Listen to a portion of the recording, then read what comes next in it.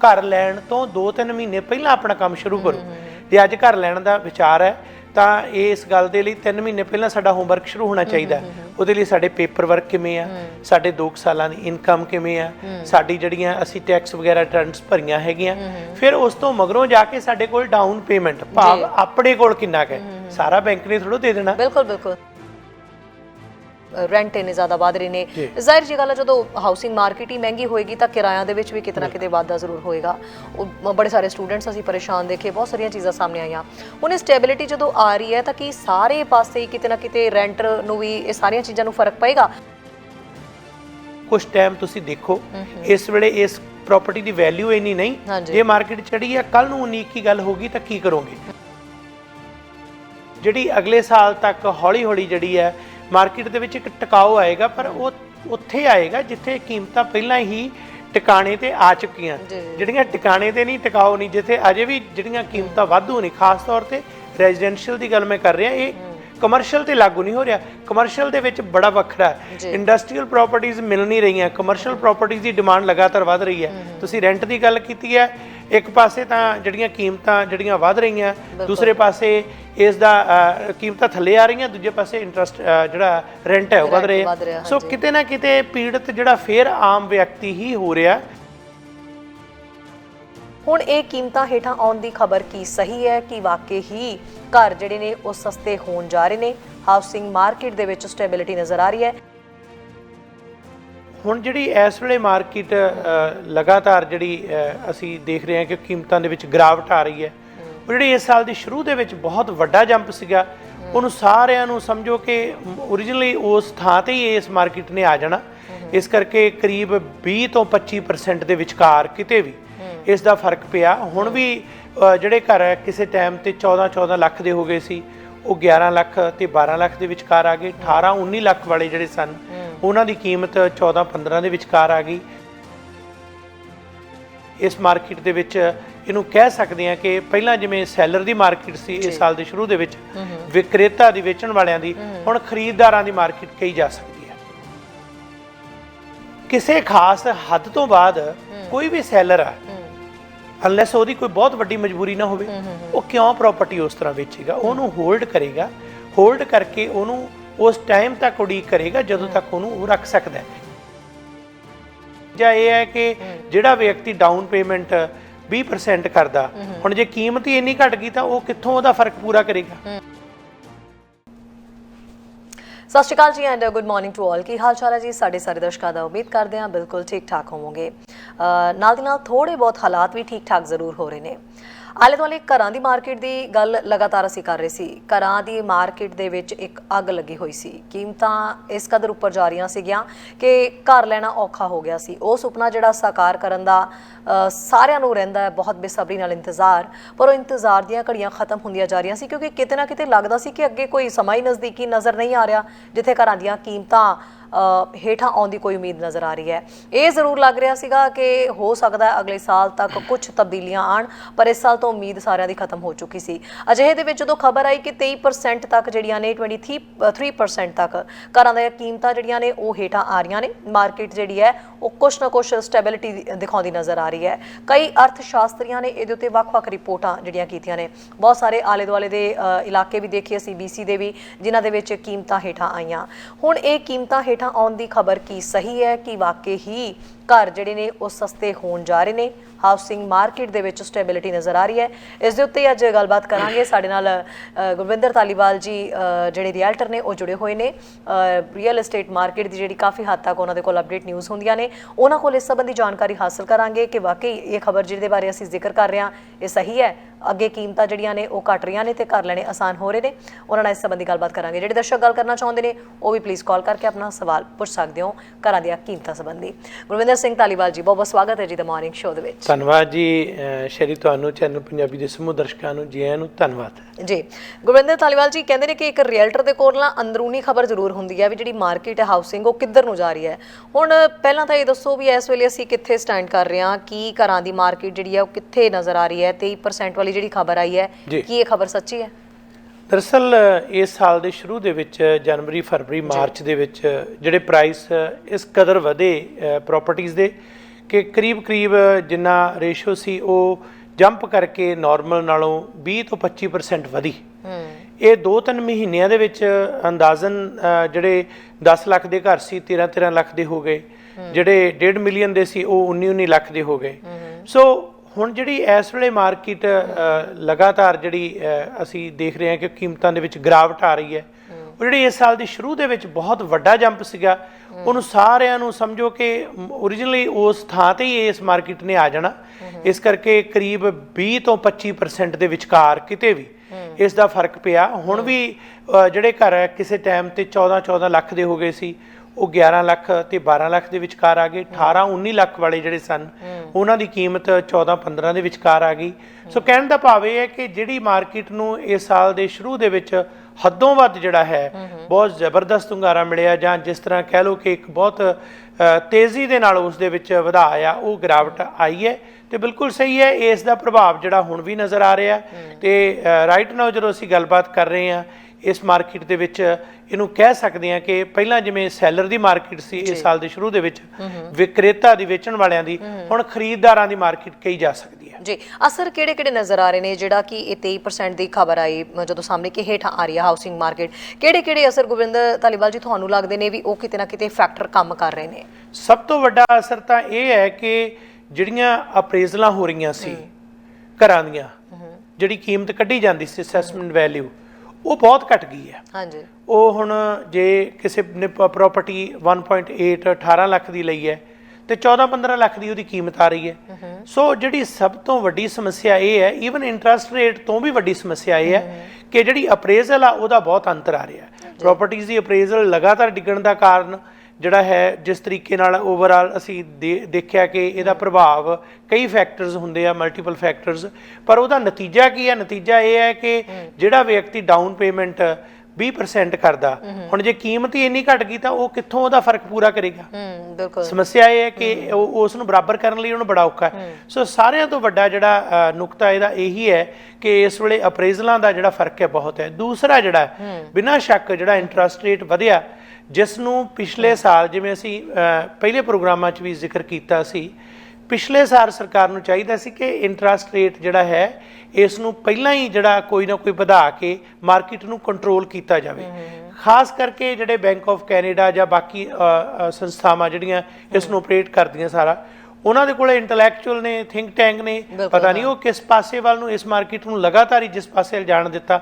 ਹੁਣ ਇਨਫਲੇਸ਼ਨ ਤੇ interest rate ਦਾ ਜਿਹੜਾ ਫਰਕ ਹੈ, ਕਿਤੇ ਨਾ ਕਿਤੇ ਉਹ ਨੇੜੇ ਤੇੜੇ ਆਊਗਾ, ਫੇਰ ਹੀ ਗੱਲਬਾਤ ਬਣੂਗੀ, ਅਦਰਵਾਈਜ਼ ਇੰਪੈਕਟ ਇਹੀ ਰਹਿਣਾ। ਤੇ ਰਾਈਟ ਨਾਓ ਇਹ ਗੱਲ ਕਹੀ ਜਾ ਸਕਦੀ ਹੈ ਕਿ ਜਿਹੜੇ ਇਹ ਇੰਟਰਸਟ ਰੇਟ ਦੇ ਵਿੱਚ ਵਾਧਾ ਹੋਇਆ, ਉਸ ਨੇ ਵੀ ਕੀਮਤਾਂ ਨੂੰ ਨੱਥ ਪਾਉਣ ਦੇ ਵਿੱਚ ਇੱਕ ਅਹਿਮ ਰੋਲ ਅਦਾ ਕੀਤਾ ਹੈ। ਜੀ, ਹੁਣ ਜਦੋਂ ਗੁਰਵਿੰਦਰ ਧਾਲੀਵਾਲ ਜੀ, ਜਦੋਂ ਖਬਰ ਆਉਂਦੀ ਹੈ ਵੀ ਹਾਊਸਿੰਗ ਮਾਰਕੀਟ ਦੇ ਵਿੱਚ ਸਟੈਬਿਲਿਟੀ ਨਜ਼ਰ ਆਉਣ ਵਾਲੀ ਹੈ, ਕੀ ਉਹਦਾ ਕੋਈ ਅੰਦਾਜ਼ਾ ਲਗਾਇਆ ਜਾ ਸਕਦਾ ਸਮੇਂ ਦਾ?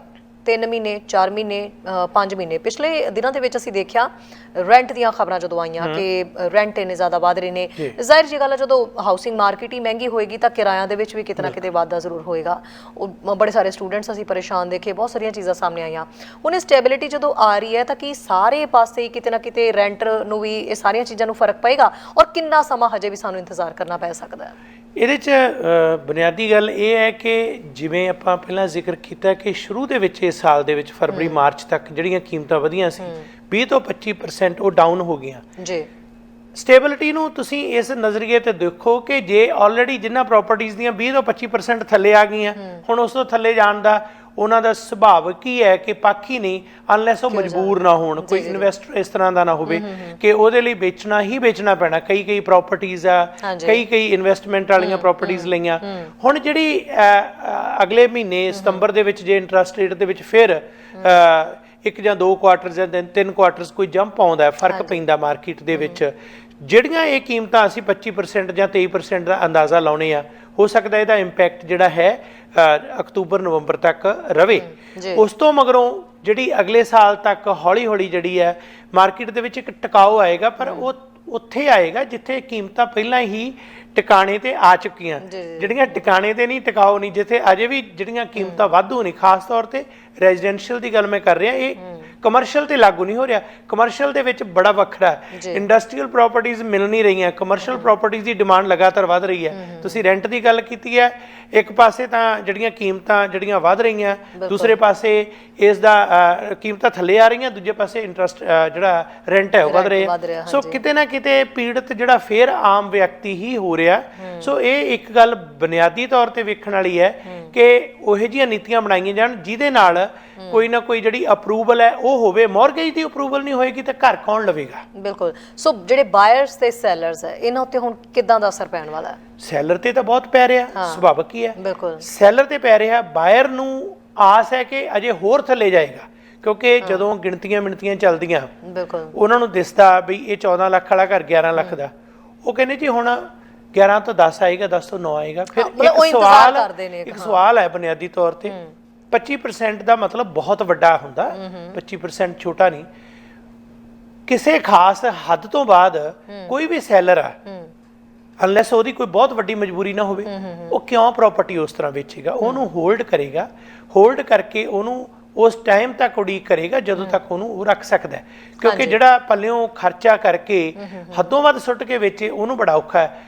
ਕੇਵਲ ਕਾਰਨ ਇੱਕੋ ਹੀ ਹੋ ਸਕਦਾ ਹੈ ਕਿ ਉਹਦੇ ਕੋਲੇ ਪ੍ਰਾਪਰਟੀਆਂ ਇੰਨੀਆਂ ਕਿ ਉਹਦੇ ਕੋਲੇ ਹੈਂਡਲ ਨਹੀਂ ਹੋ ਰਹੀਆਂ। ਹੁਣ ਜਿਹੜੇ ਬਾਇਰ ਆ, ਖਰੀਦਦਾਰ ਨੂੰ ਜੇਕਰ ਸੋਚ ਸਮਝ ਤੇ ਵਿਚਾਰ ਦੇ ਨਾਲ ਜਾਂ ਉਹਦੇ ਕੋਲੇ ਫਾਈਨੈਂਸ਼ੀਅਲੀ ਅਪਰੂਵਲ ਕੁਛ ਨਾ ਕੁਛ ਹੈ, ਉਹ ਦੇਖਦਾ ਕਿ ਇੰਨੀ ਮਾਰਕੀਟ ਦੇ ਵਿੱਚ ਪ੍ਰਾਪਰਟੀਆਂ ਦੀ ਕੀਮਤ ਥੱਲੇ ਆ ਗਈ ਹੈ ਤੇ ਹੁਣ ਇਹ ਇਸ ਵੇਲੇ ਮੇਰਾ ਇੱਥੇ ਐਂਟਰ ਕਰਨਾ ਠੀਕ ਹੈ। ਕਈ ਇਸ ਗੱਲ ਨੂੰ ਲੈ ਲੈਂਦੇ ਨੇ ਵੀ ਨਹੀਂ, ਅਜੇ ਲਗਾਤਾਰ ਹੀ ਤੁਸੀਂ ਇਸ ਗੱਲ ਦੇ ਵਿੱਚ ਬਿਲਕੁਲ ਹੀ ਅਜੇ ਇੰਤਜ਼ਾਰ ਕਰੋ, ਅਜੇ ਬਹੁਤ ਥੱਲੇ ਆਉਣਗੀਆਂ।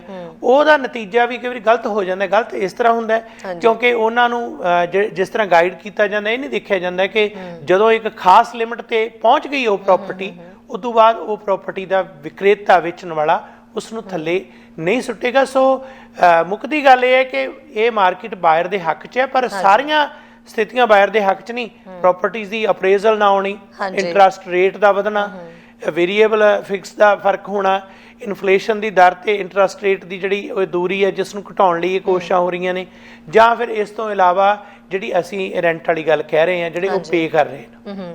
ਸੋ ਆਫਰ ਟਾਈਮ ਜਿਹੜੀਆਂ ਜਦੋਂ ਕੋਈ ਵੀ ਆਫਰ ਹੋਣ ਆ ਰਹੀ ਹੈ ਇਹਨਾਂ ਦਿਨਾਂ, ਸਪੈਸ਼ਲੀ ਇਹਨਾਂ ਦਿਨਾਂ ਦੇ ਵਿੱਚ ਜਦੋਂ ਲੰਬੇ ਸਮੇਂ ਤੋਂ ਇਹ ਪਤਾ ਸੀ ਵੀ ਹਰ ਲੋਕੀ ਰੁਕੇ ਹੀ ਹੋਏ ਸੀਗੇ, ਉਹ ਕਹਿੰਦੇ ਸੀ ਮਾਰਕੀਟ ਨੂੰ ਥੋੜਾ ਠੀਕ ਹੋ ਲੈਣ ਦਿਓ, ਉਸ ਤੋਂ ਬਾਅਦ ਹੀ ਸਪੈਸ਼ਲੀ ਜਿਨ੍ਹਾਂ ਨੇ ਘਰ ਖਰੀਦਣੇ ਹੈਗੇ ਆ ਬਾਇਰਸ ਜਿਹੜੇ ਨੇ, ਹੁਣ ਉਹ ਆਫਰਸ ਜਦੋਂ ਆਉਣੀਆਂ, ਆਫਰ ਟਾਈਮ ਕਿਹੜੀਆਂ ਗੱਲਾਂ ਦਾ ਧਾਲੀਵਾਲ ਜੀ ਉਹ ਖਿਆਲ ਰੱਖਣ ਵੀ ਇਹ ਚੀਜ਼ਾਂ ਨੂੰ ਧਿਆਨ ਰੱਖ ਕੇ ਹੀ ਹੈ ਜਿਹੜੀ ਆਫਰ ਲਈ ਵੀ ਜਾਵੇ ਤੇ ਆਫਰ ਦੇਣ ਵਾਲੇ ਵੀ ਇਹਦਾ ਧਿਆਨ ਰੱਖਣ। ਆਫਰ ਦਾ ਮਤਲਬ ਹੈ ਪੇਸ਼ਕਸ਼, ਕਿਸੇ ਕੋਲ ਕੀ ਪੇਸ਼ ਕੀਤਾ। ਹੁਣ ਇਹ ਸਵਾਲ ਇਹ ਹੈ ਕਿ ਉਹ ਜਦੋਂ ਅਸੀਂ ਕਿਸੇ ਨੂੰ ਕੋਈ ਪੇਸ਼ ਕਰਦੇ ਹਾਂ ਤਾਂ ਖਾਸ ਕਰਕੇ ਇਹ ਵੀ ਖਿਆਲ ਰੱਖਦੇ ਹਾਂ ਕਿ ਕੀ ਅਸੀਂ ਚਾਦਰ ਦੇਖ ਕੇ ਪੈਰ ਪਸਾਰ ਰਹੇ ਹਾਂ, ਕਿ ਅਸੀਂ ਉਸ ਯੋਗ ਹੈਗੇ ਹਾਂ। ਇਉਂ ਤਾਂ ਨਹੀਂ ਕਿ ਅਸੀਂ ਚੱਕ ਚਕਾ ਕੇ ਵੀ ਕਿਸੇ ਦਾ ਘਰ ਬਹੁਤ ਵੱਡਾ ਹੈ, ਕਿਸੇ ਦਾ ਦੇਖਣ ਵਾਲਾ ਮਹਿਨ ਮੁਨਾਰਾ, ਬਸ ਹੁਣ ਅਸੀਂ ਉਧਰਲੇ ਪਾਸੇ ਨੂੰ ਤੁਰ ਪੈਣਾ, ਹਰਗਿਜ਼ ਨਹੀਂ। ਇਹ ਮੈਂ ਲਗਾਤਾਰ ਹੀ ਪਿਛਲੇ ਵਰ੍ਹਿਆਂ ਦੇ ਵਿੱਚ ਦੇਖਦਾ ਵੀ ਰਿਹਾ ਤੇ ਕਹਿੰਦਾ ਵੀ ਰਿਹਾ ਕਿ ਜਦੋਂ ਵੀ ਆਫਰ ਦੇਣੀ ਹੈ ਪਹਿਲਾਂ ਇਹ ਦੇਖੋ ਕਿ ਕੀ ਅਸੀਂ ਉਸ ਦੇ ਯੋਗ ਹਾਂ। ਪਹਿਲਾਂ ਮੌਰਗੇਜ ਅਪਰੂਵ ਕਰਾਓ, ਘਰ ਲੈਣ ਤੋਂ 2-3 ਮਹੀਨੇ ਪਹਿਲਾਂ ਆਪਣਾ ਕੰਮ ਸ਼ੁਰੂ ਕਰੋ। ਜੇ ਅੱਜ ਘਰ ਲੈਣ ਦਾ ਵਿਚਾਰ ਹੈ ਤਾਂ ਇਸ ਗੱਲ ਦੇ ਲਈ 3 ਮਹੀਨੇ ਪਹਿਲਾਂ ਸਾਡਾ ਹੋਮਵਰਕ ਸ਼ੁਰੂ ਹੋਣਾ ਚਾਹੀਦਾ। ਉਹਦੇ ਲਈ ਸਾਡੇ ਪੇਪਰ ਵਰਕ ਕਿਵੇਂ ਆ, ਸਾਡੇ 2 ਸਾਲਾਂ ਦੀ ਇਨਕਮ ਕਿਵੇਂ ਆ, ਸਾਡੀ ਜਿਹੜੀਆਂ ਅਸੀਂ ਟੈਕਸ ਵਗੈਰਾ ਰਿਟਰਨਸ ਭਰੀਆਂ ਹੈਗੀਆਂ, ਫਿਰ ਉਸ ਤੋਂ ਮਗਰੋਂ ਜਾ ਕੇ ਸਾਡੇ ਕੋਲ ਡਾਊਨ ਪੇਮੈਂਟ ਭਾਵ ਆਪਣੇ ਕੋਲ ਕਿੰਨਾ ਕੁ ਹੈ, ਸਾਰਾ ਬੈਂਕ ਨੇ ਥੋੜ੍ਹਾ ਦੇ ਦੇਣਾ। ਅਸੀਂ ਉਹਨਾਂ ਨੂੰ ਸਾਰੀਆਂ ਚੀਜ਼ਾਂ ਨੂੰ ਦੇਖ ਕੇ ਫਿਰ ਜਦੋਂ ਆਫਰ ਲਿਖਣੀ ਹੈ ਤਾਂ ਇਹ ਗੱਲ ਦੇ ਮੁਤਾਬਕ ਲਿਖਣੀ ਹੈ ਕਿ ਸਾਡੇ ਆਪਣੇ ਸਬਜੈਕਟ ਹੋਣ। ਸਾਡੇ ਕੋਲ ਸਬਜੈਕਟ ਦਾ ਮਤਲਬ ਕੀ ਹੁੰਦਾ? ਕੁਝ ਸ਼ਰਤਾਂ। ਹਾਂ ਬਿਲਕੁਲ, ਇਹ ਕੈਸ਼ ਆਫਰ ਤੇ ਸਬਜੈਕਟ ਆਫਰ ਦਾ ਕੀ ਹੁੰਦਾ? ਉਹਦੇ 'ਚ ਹੀ ਫਰਕ ਇਹ ਹੈ, ਕੈਸ਼ ਆਫਰ ਉਹਨੂੰ ਦੂਜੇ ਸ਼ਬਦਾਂ 'ਚ ਸਬਜੈਕਟ ਫ੍ਰੀ ਆਫਰ ਕਹਿ ਦਿੰਦੇ। ਕੈਸ਼ ਆਫਰ ਦਾ ਇਹ ਨਹੀਂ ਵੀ 7 ਲੱਖ ਦਾ ਘਰ ਹੈ ਤੇ ਅਸੀਂ ਕੈਸ਼ ਲਈ ਬੈਠੇ ਹਾਂ। ਕੈਸ਼ ਦਾ ਮਤਲਬ ਹੈ ਅਸੀਂ ਡਰਾਫਟ ਵੀ ਤਿਆਰ ਕਰ ਲਿਆ, ਅਸੀਂ ਉਹਦੇ ਤੇ ਕੋਈ ਸ਼ਰਤ ਨਹੀਂ ਪਾਈ, ਅਸੀਂ ਕਿਹਾ ਕਿ ਅਸੀਂ ਮੌਰਗੇਜ ਭਾਵ ਜਿੰਨਾ ਕਰਜ਼ਾ ਚੱਕਣਾ ਸਾਨੂੰ ਮਿਲ ਜੂਗਾ, ਸਾਨੂੰ ਹੋਰ ਸਾਰਾ ਕੁਝ ਜਿਹੜਾ ਹੈ ਅਸੀਂ ਤਸੱਲੀ ਤੇ ਆ। ਇਹਨੂੰ ਕਹਿੰਦੇ ਆ ਸਬਜੈਕਟ ਫ੍ਰੀ ਜਾਂ ਕੈਸ਼ ਆਫਰ। ਪਰ ਉਹਦਾ ਜਿਹੜਾ ਬਹੁਤ ਵੱਡਾ ਰਿਸਕ ਇਹ ਹੁੰਦਾ ਹੈ ਕਿ ਜੇਕਰ ਕੱਲ ਨੂੰ ਮੌਰਗੇਜ ਅਪਰੂਵਲ ਨਾ ਹੋਵੇ, ਜੇ 19-21 ਕੋਈ ਗੱਲ ਹੋ ਜਾਏ ਤਾਂ ਨਤੀਜਾ ਕੀ ਹੋਏਗਾ? ਤੁਹਾਡਾ ਡਰਾਫਟ ਵੀ ਜਾਂਦਾ ਰਹੇਗਾ। ਡਰਾਫਟ ਹੀ ਨਹੀਂ, ਉਸ ਤੋਂ ਬਾਅਦ ਜਿਹੜੀ ਤੁਸੀਂ ਆਪਣੇ ਉਸ ਪ੍ਰਾਪਰਟੀ ਨੂੰ ਛੱਡ ਰਹੇ ਹੋ, ਉਹ ਸੈਲਰ ਜਿਹੜਾ ਹੈ ਤੁਹਾਡੇ ਤੇ ਕਾਨੂੰਨੀ ਕਾਰਵਾਈ ਵੀ ਕਰ ਸਕਦਾ। ਉਹਦੇ ਲਈ ਤੁਸੀਂ ਜ਼ਿੰਮੇਵਾਰ ਹੋਵੋਗੇ। ਉਹਨੂੰ ਜੇ ਘਾਟਾ ਪਿਆ ਉਹ ਘਾਟਾ ਪੂਰਾ ਵੀ ਕਰਨਾ ਤੁਹਾਡੀ ਜ਼ਿੰਮੇਵਾਰੀ ਹੋਏਗੀ। ਸੋ ਕਦੇ ਵੀ ਸਬਜੈਕਟ ਫ੍ਰੀ ਆਫਰ ਨਾ ਪਾਓ। ਪਰ ਜਦੋਂ ਮਾਰਕੀਟ ਐਨ ਤੱਤੀ ਸੀ ਉਸ ਵੇਲੇ ਸਬਜੈਕਟ ਫ੍ਰੀ ਆਫਰਾਂ ਧੜਾ ਧੜ ਪੈ ਰਹੀਆਂ ਸੀ ਤੇ ਨਤੀਜਾ ਇਹ ਸੀ ਕਿ 2-2 ਲੱਖ ਪ੍ਰਾਪਰਟੀਆਂ ਮਹਿੰਗੀਆਂ ਵਿਕ ਰਹੀਆਂ ਸਨ। ਕਈ ਵਾਰ ਉਸ ਵੇਲੇ ਇਹ ਵੀ ਬਾਇਰ ਨੂੰ ਕਿਹਾ ਜਾਂਦਾ ਸੀ ਕਿ ਨਹੀਂ ਕੁਝ ਟਾਈਮ ਤੁਸੀਂ ਦੇਖੋ, ਇਸ ਵੇਲੇ ਇਸ ਪ੍ਰਾਪਰਟੀ ਦੀ ਵੈਲਿਊ ਇੰਨੀ ਨਹੀਂ, ਜੇ ਮਾਰਕੀਟ ਚੜੀ ਹੈ ਕੱਲ ਨੂੰ 19-21 ਗੱਲ ਹੋ ਗਈ ਤਾਂ ਕੀ ਕਰੋਗੇ। ਹੁਣ ਜਦੋਂ ਇੰਟਰਸਟ ਰੇਟ ਵੱਧ ਰਿਹਾ, ਜਿਨ੍ਹਾਂ ਨੇ ਉਸ ਵੇਲੇ ਹਾਈ ਪ੍ਰਾਈਸ ਤੇ ਪ੍ਰਾਪਰਟੀਆਂ ਖਰੀਦੀਆਂ ਉਹਨਾਂ ਨੂੰ ਚੁਣੌਤੀ ਹੈ। ਸੋ ਇਸ ਕਰਕੇ ਆਫਰ ਨੂੰ ਲਿਖਣ ਸਮੇਂ ਸਿਆਣੇ ਰੈਲਟਰ ਦੀ ਜ਼ਿੰਮੇਵਾਰੀ ਉਸ ਤੋਂ ਵੀ ਵੱਧ ਹੈ ਤੇ ਕਲਾਇੰਟ ਨੂੰ ਵੀ ਚਾਹੀਦਾ ਕਿ ਉਹ ਆਪਣੀ ਤਿਆਰੀ ਨਾਲ ਲਿਖੇ ਤੇ ਸਬਜੈਕਟ ਫ੍ਰੀ ਜਾਂ ਕੈਸ਼ ਆਫਰ ਦੀ ਥਾਂ ਤੇ ਸ਼ਰਤਾਂ ਤੇ ਜ਼ਰੂਰ ਧਿਆਨ ਦਿੱਤਾ ਜਾਵੇ, ਕਿਉਂਕਿ ਉਹ ਸ਼ਰਤਾਂ ਹੀ ਨੇ ਜਿਹੜੀਆਂ ਤੁਹਾਨੂੰ ਨਿਕਲਣ ਦਾ ਰਾਹ ਦਿੰਦੀਆਂ ਨੇ। ਕਿਉਂਕਿ ਇੱਕ ਵਾਰੀ ਜਦੋਂ ਤੁਸੀਂ ਸਬਜੈਕਟ ਫ੍ਰੀ ਆਫਰ ਲਿਖ ਲਈ ਬਾਹਰ ਨਹੀਂ ਆ ਸਕਦੇ, ਪਰ ਜੇ ਤੁਹਾਡੇ ਸਬਜੈਕਟ ਆ ਅੰਦਰ ਜਾ ਕੇ ਬਾਹਰ ਆਉਣ ਦਾ ਰਸਤਾ ਵੀ ਨਾਲ ਹੀ ਤੁਸੀਂ ਰੱਖਿਆ ਹੋਇਆ। ਜੀ ਧਾਲੀਵਾਲ ਜੀ, ਹੁਣ ਜਿਵੇਂ ਮਾਰਕੀਟ ਦੀ ਇਸ ਵੇਲੇ ਦੀ ਜਿਹੜੀ ਕੰਡੀਸ਼ਨ ਹੈ ਉਹਦੇ ਮੁਤਾਬਕ ਕੀ ਸਬਜੈਕਟ ਆਫਰ ਜਿਹੜੀ ਹੈ ਉਹ ਲਿਖਣੀ ਸਹੀ ਹੁੰਦੀ ਹੈ? ਨਹੀਂ, ਲਿਖਣੀ ਤਾਂ ਦੋ ਹਾਲਾਤ ਨੇ। ਇੱਕ ਤਾਂ ਕੋਈ ਪ੍ਰਾਪਰਟੀ ਕਿਸੇ ਨੇ ਅੰਡਰ ਦਾ ਮਾਰਕੀਟ ਪ੍ਰਾਈਸ ਲਾ ਦਿੱਤੀ ਬਹੁਤ ਘੱਟ, ਪ੍ਰਾਪਰਟੀ ਬੜੀ ਜਿਹੜੀ ਵਧੀਆ ਲੱਗ ਰਹੀ ਹੈ ਬੰਦੇ ਨੂੰ, ਰੈਲਟਰ ਜਿਹੜਾ ਉਹ ਇਹ ਕਹਿ ਰਿਹਾ ਉਹਨੂੰ ਕਿ ਇਹ ਪ੍ਰਾਪਰਟੀ ਤੇਰੇ ਲੈਣ ਵਾਲੀ ਹੈ ਤੂੰ ਲੈ ਲੈ, ਉੱਥੇ ਜਾ ਕੇ ਉਹ ਬੰਦਾ ਉਹ ਆਫਰ ਸਬਜੈਕਟ ਫ੍ਰੀ ਲਿਖ ਦਿੰਦਾ। ਪਰ ਜੇ ਦੂਸਰੇ ਪਾਸੇ ਬੰਦਾ ਇਸ ਗੱਲ ਨੂੰ ਸੋਚਦਾ ਹੈ ਕਿ ਮਾਰਕੀਟ ਦੇ ਮੁਤਾਬਕ ਇਹ ਕੋਈ ਐਸੀ ਗੱਲ ਨਹੀਂ, ਮੈਂ ਇਹਦੇ ਤੇ ਸਬਜੈਕਟ ਪਾਵਾਂ, ਤੇ ਅੱਗੇ ਉਹਨੂੰ ਰੀਅਲ ਸਟੇਟ ਰਿਪਰੈਜ਼ੈਂਟੇਟਿਵ ਵੀ ਜਿਹੜਾ ਹੈ ਉਹ ਦੱਸਦਾ ਕਿ ਕੋਈ ਨਹੀਂ, ਇਹ ਪ੍ਰਾਪਰਟੀ ਦਾ ਐਡਾ ਕੰਪੀਟੀਸ਼ਨ ਨਹੀਂ, ਤੂੰ ਇਹਦੇ ਤੇ ਸਬਜੈਕਟ ਪਾ ਲੈ, ਤਸੱਲੀ ਨਾਲ ਦੇ। ਪਰ ਸਵਾਲ ਇਹ ਹੈ ਕਿ ਅੱਜ ਕੱਲ੍ਹ ਵੀ ਕਿਤੇ ਕਿਤਾਈ ਜ਼ਰੂਰ ਇਸ ਤਰ੍ਹਾਂ ਹੋ ਰਿਹਾ। ਹੁਣ ਕੁਝ ਜਿਹੜੇ ਅਪਾਰਟਮੈਂਟ ਨੇ ਜਿਹੜੇ 5-5 ਲੱਖ ਵਾਲੇ, ਜਦੋਂ 4-4 ਲੱਖ ਵਾਲੇ ਲਾਏ ਹੋਏ ਆ, ਤੇ ਉਸ ਵੇਲੇ ਇੱਕ ਤੋਂ ਵੱਧ ਬਾਇਰ ਆ ਜਾਂਦੇ ਆ, ਉਹ ਕਰਦੇ ਆ, ਉਹ ਦੇ ਦਿੰਦੇ ਆ ਆਫਰ। ਸੋ ਜਾਂ ਇਸ ਤਰ੍ਹਾਂ ਕਰ ਦਿੰਦੇ ਆ, ਉਹਨਾਂ ਦਾ ਪ੍ਰਾਈਸ ਥੋੜਾ ਹਾਈ ਹੁੰਦਾ। ਪਰ ਕੁਝ ਵੀ ਹੋਵੇ, ਕੋਸ਼ਿਸ਼ ਇਹੀ ਹੋਣੀ ਚਾਹੀਦੀ ਹੈ ਕਿ ਤੁਸੀਂ ਇਹ ਤਸੱਲੀ ਕਰੋ ਪਹਿਲਾਂ, ਪ੍ਰਾਪਰਟੀ ਦਾ ਜਿਹੜਾ ਕੰਟਰੈਕਟ ਆਫ ਪਰਚੇਸ ਸੇਲ ਹੁੰਦਾ ਉਹ ਜਦੋਂ ਤੁਸੀਂ ਲਿਖ ਦਿੰਦੇ ਹੋ, ਲਿਖ ਕੇ ਫਿਰ ਆਪਣੇ ਮੌਰਗੇਜ ਬ੍ਰੋਕਰ ਜਾਂ ਸਪੈਸ਼ਲਿਸਟ ਨੂੰ ਭੇਜ ਦਿਓ। ਉਹਨੂੰ ਕਹਿੰਦੇ ਹੋ ਵੀ ਹੁਣ ਤੂੰ ਇਉਂ ਦੇਖ ਵੀ ਆਹ ਟਰਮ ਕੰਡੀਸ਼ਨ ਆ, ਇਹਦੀ ਆਹ ਪ੍ਰਾਪਰਟੀ ਵੈਲਿਊ ਆ, ਆਹ ਸਿਟੀ ਵੈਲਿਊ ਆ, ਹੁਣ ਇਹਦੀ ਅਪਰੇਜ਼ਲ ਕਰਾ ਲਾ। ਅਪਰੇਜ਼ਲ ਤੱਕ ਇਹ ਜ਼ਰੂਰੀ ਹੈ ਅੱਜ ਦੇ ਦੌਰ ਦੇ ਵਿੱਚ, ਖਾਸ ਕਰਕੇ ਜਦੋਂ ਹੁਣ ਮਾਰਕੀਟ ਤੋਂ ਸਾਬਤ ਹੀ ਹੋ ਗਿਆ ਕਿ ਮਾਰਕੀਟ ਜਿਹੜੀ ਹੈ ਇਸ ਵੇਲੇ ਬਾਇਰ ਦੀ ਹੈ, ਖਰੀਦਦਾਰ ਦੀ ਹੈ, ਤੇ ਫਿਰ ਤਾਂ ਕੋਈ ਆਪਣੇ ਇਹੋ ਜਿਹਾ ਨਹੀਂ ਮਤਲਬ ਕੋਈ ਬਹੁਤ ਸਮੱਸਿਆ ਕਿ ਅਸੀਂ ਸਬਜੈਕਟ ਨਾ ਪਾਈਏ। ਸਬਜੈਕਟ ਪਾਉਣੇ ਚਾਹੀਦੇ ਆ, ਪਰ ਉਸ ਤੋਂ ਬਾਅਦ ਅੰਤਮ ਫੈਸਲਾ ਹਮੇਸ਼ਾ ਹੁੰਦਾ ਕਲਾਇੰਟ ਦਾ, ਬਾਇਰ ਦਾ, ਜਿਹੜਾ ਕਸਟਮਰ ਆ ਉਹਦਾ ਹੁੰਦਾ ਕਿ ਅਸੀਂ ਤਾਂ ਇਦਾਂ ਹੀ ਪਾਉਣੀ ਹੈ। ਤੇ ਉਹ ਉਸ ਵੇਲੇ ਫਿਰ ਲਿਖਿਆ ਜਾਂਦਾ ਇੱਕ ਵੀ ਜਿਹੜਾ ਖਰੀਦਦਾਰ ਆ ਉਹ ਇਸ ਗੱਲ ਲਈ ਸਹਿਮਤ ਆ ਕਿ ਮੈਂ ਇਹ ਆਫਰ ਜਿਹੜੀ ਹੈ ਸਬਜੈਕਟ ਫ੍ਰੀ ਪਾ ਰਿਹਾ। ਪਰ ਇਸ ਵੇਲੇ ਦਰਸ਼ਕਾਂ ਨੂੰ ਵੀ ਅਸੀਂ ਇਹੀ ਕਹਾਂਗੇ, ਪਹਿਲਾਂ ਵੀ ਵਾਰ-ਵਾਰ ਇਹ ਗੱਲਬਾਤ ਜਿੰਨੀ ਵਾਰੀ ਕਹੀ ਹੈ ਕਿ ਸਬਜੈਕਟ ਫ੍ਰੀ ਆਫਰ ਤਾਂ ਪਾਓ ਜੇ ਤੁਹਾਨੂੰ ਲੱਗਦਾ ਹੈ ਕਿ ਸਾਰਾ ਕੁਝ ਪਹਿਲਾਂ ਤਿਆਰੀ ਹੈ। ਪੇਪਰ ਤਾਂ ਮੌਰਗੇਜ ਵਾਲਾ ਕਹਿੰਦਾ ਤੇਰੇ ਪੂਰੇ ਨਹੀਂ, ਤੇ ਅਸੀਂ ਕਹਿੰਦੇ ਚੱਕ ਦੇ 50,000 ਦਾ ਡਰਾਫਟ ਵੀ ਅਸੀਂ ਕਰ ਦਿੰਦੇ ਹਾਂ ਤਿਆਰ, ਫਿਰ ਤਾਂ ਮੁੜ ਕੇ ਨਤੀਜਾ ਭੁਗਤਣਾ ਪੈਂਦਾ। ਤੇ ਹੁਣ ਧਾਲੀਵਾਲ ਜੀ, ਹੁਣ ਜਿਹੜੀਆਂ ਕੀਮਤਾਂ ਦੇ ਵਿੱਚ ਜੋ ਵੀ ਹੇਠ ਆਉਣ ਦੀ ਜੇ ਖਬਰ ਵੀ ਆ ਗਈ ਹੈ, ਤਾਂ ਹੁਣ ਕਿਹੜੇ ਇਲਾਕਿਆਂ ਦੇ ਉੱਤੇ ਇਸ ਚੀਜ਼ ਦਾ ਅਸਰ ਜਿਹੜਾ ਉਹ ਦਿਖਾਈ ਦੇਵੇਗਾ? ਨਿਊ ਬ੍ਰੰਸਵਿਕ, ਹੋਰ ਬੜੇ ਸਾਰੇ ਅਸੀਂ ਇਲਾਕਿਆਂ ਦੇ ਨਾਮ ਸੁਣ ਚੁੱਕੇ ਸੀ ਜਿੱਥੇ ਪਹਿਲਾਂ ਹੀ ਕੀਮਤਾਂ 25%, 28%, 30% ਇੱਥੋਂ ਤੱਕ ਹੇਠਾਂ ਆ ਚੁੱਕੀਆਂ ਨੇ। ਹੁਣ ਹੋਰ ਕਿਹੜੇ ਇਲਾਕੇ ਪ੍ਰਭਾਵਿਤ ਹੋਣਗੇ? ਜਿਨ੍ਹਾਂ ਇਲਾਕਿਆਂ 'ਚ ਬਹੁਤ ਜ਼ਿਆਦਾ ਵਧੀਆਂ ਉੱਥੇ ਸਭ ਤੋਂ ਜ਼ਿਆਦਾ ਅਸਰ ਪਏਗਾ। ਜਿੱਥੇ ਪਹਿਲੇ ਹਿਸਾਬ ਨਾਲ ਵਧੀਆਂ ਉੱਥੇ ਅਸਰ ਉਸੇ ਹਿਸਾਬ ਨਾਲ ਹੀ ਹੈ ਥੋੜਾ, ਕਿਉਂਕਿ ਉਹ ਜੰਪ ਹੀ ਨਹੀਂ ਕੀਤੀਆਂ। ਜੇ ਹੁਣ ਫਰਵਰੀ ਮਾਰਚ ਦੇ ਵਿੱਚ 20-25% ਕੀਮਤਾਂ ਵਧੀਆਂ ਤੇ ਹੁਣ ਅੰਤ ਨੂੰ ਉੱਥੇ ਹੋਣਾ ਹੀ ਹੈ। ਤਿੰਨ ਤਰ੍ਹਾਂ ਦੀ ਇਹਦੇ 'ਚ ਹੈ ਵੀ ਇੱਕ ਤਾਂ ਹੈਗੇ ਰੈਜ਼ੀਡੈਂਸ਼ੀਅਲ, ਜਿਵੇਂ ਸਿੰਗਲ ਫੈਮਿਲੀ ਡਵੈਲਿੰਗ ਜਿਹਨੂੰ ਘਰ ਕਹਿੰਦੇ ਆਪਾਂ, ਠੀਕ ਆ, ਉਹ ਮਕਾਨਾਂ ਦੀਆਂ ਕੀਮਤਾਂ ਜਿਵੇਂ ਜਿਹੜੀਆਂ ਸਾਹਮਣੇ ਆ ਸਾਡੇ ਵੀ ਜੋ 25% ਵਾਲੀ ਗੱਲ ਅਸੀਂ ਜਾਂ 23% ਜਾਂ ਵਟਐਵਰ ਉਹਦੇ ਕਲੋਜ਼ ਦੇਖਦੇ ਆ, ਉਹਦੇ ਫਰਕ ਪਿਆ। ਟਾਊਨ ਹਾਊਸ ਆ ਜਿਹੜਾ ਉਹਦਾ ਫਰਕ ਵੀ ਪਿਆ, ਪਰ ਉਹਦੇ ਮੁਕਾਬਲਤਨ ਥੋੜਾ ਜਿਹਾ ਉਹਦਾ ਘੱਟ ਹੈ ਕਿਉਂਕਿ ਉਹਦੀ ਕੀਮਤ ਵੀ ਘੱਟ ਸੀ। ਘਰ 15-15 ਲੱਖ ਦੇ ਤੇ ਟਾਊਨ ਹਾਊਸ 8-9 ਲੱਖ ਦੇ, ਉਹ ਵੀ 12-12 ਲੱਖ ਦੇ ਹੋ ਗਏ ਸੀ ਟਾਊਨ ਹਾਊਸ, ਇੰਨੀਆਂ ਕੀਮਤਾਂ ਵਧੀਆਂ ਸੀ, ਉਹ ਵੀ ਹੁਣ ਥੱਲੇ ਆਈਆਂ। ਤੇ ਜਿਹੜੇ ਅਪਾਰਟਮੈਂਟ ਆ ਉਹਨਾਂ ਤੇ ਜਿਹੜਾ ਅਸਰ ਪਿਆ ਉਸੇ ਰੇਸ਼ੋ ਦੇ ਮੁਤਾਬਕ ਘੱਟ ਪਿਆ ਹੁਣ, ਕਿਉਂਕਿ ਜਿਹੜੇ 5-6 ਲੱਖ ਵਾਲੇ ਸੀ ਤੇ ਉਹਨਾਂ ਤੇ ਥੋੜਾ ਬਹੁਤਾ ਪਿਆ। ਪਰ ਇਲਾਕਿਆਂ ਦੇ ਮਤਲਬ ਕਿ ਇਹ ਕਹਿ ਸਕਦੇ ਕਿ ਜਿਨ੍ਹਾਂ ਇਲਾਕਿਆਂ 'ਚ ਕੰਪੀਟੀਸ਼ਨ ਬਹੁਤ ਵਧਿਆ, ਕੀਮਤਾਂ ਜੰਪ ਬਹੁਤ ਕੀਤੀਆਂ, ਉਹਨਾਂ ਇਲਾਕਿਆਂ 'ਚ ਅਸਰ ਜ਼ਿਆਦਾ ਪਿਆ। ਪਰ ਡਿਮਾਂਡ ਕਈ ਇਲਾਕਿਆਂ 'ਚ ਅਜੇ ਵੀ ਹੈ, ਐਸੀ ਗੱਲ ਨਹੀਂ ਕਿ ਹੁਣ ਕੋਈ ਡੀਲ ਹੀ ਨਹੀਂ ਹੋ ਰਹੀ, ਕੋਈ ਖਰੀਦਦਾਰ ਹੀ ਜਿਹੜਾ ਹੈ ਨਹੀਂ ਜਾਂ ਕੋਈ ਵੇਚਣ ਵਾਲਾ ਹੀ ਹੈ ਨਹੀਂ। ਮਾਰਕੀਟ 'ਚ ਪ੍ਰੋਪਰਟੀਜ਼ ਵੀ ਆ ਰਹੀਆਂ, ਵਿਕ ਵੀ ਰਹੀਆਂ, ਸਾਰਾ ਕੁਝ ਹੋ ਰਿਹਾ, ਪਰ ਬਹੁਤ ਘੱਟ ਉਸ ਰੇਸ਼ੋ 'ਚ ਜਿਹੜੀ ਕਿ ਫਰਵਰੀ ਮਾਰਚ ਦੇ ਵਿੱਚ ਸੀ, ਉਹਦੇ ਨਾਲੋਂ ਜ਼ਮੀਨ ਅਸਮਾਨ ਦਾ ਫਰਕ ਹੈ। ਲੇਕਿਨ ਜਿਨ੍ਹਾਂ ਨੂੰ ਲੋੜ ਹੈ, ਜਿਹੜੇ ਆਪਣੀ ਤਿਆਰੀ ਕਰੀ ਬੈਠੇ ਨੇ, ਉਹਨਾਂ ਲਈ ਮੌਕਾ ਵੀ ਮਿਲ ਗਿਆ। ਜਿਹੜੇ ਪਹਿਲਾਂ ਜਿਨ੍ਹਾਂ ਦੀ ਵਾਰੀ ਨਹੀਂ ਸੀ ਆਉਂਦੀ, ਉਹਨਾਂ ਨੂੰ ਤਾਂ ਕੋਈ ਦਿਹੜੀ ਤੇ ਨਹੀਂ ਸੀ ਚੜ੍ਹਨ ਦਿੰਦਾ। ਪਹਿਲਾਂ 2-2 ਲੱਖ ਉੱਪਰ ਆਫਰਾਂ ਵਾਲੇ ਜਿਹੜੇ ਮੂਹਰੇ ਫਿਰਦੇ ਸੀ, ਹੁਣ ਉਹਨਾਂ ਲਈ ਥੋੜਾ ਜਿਹਾ ਰਾਹਤ ਹੋ ਗਈ।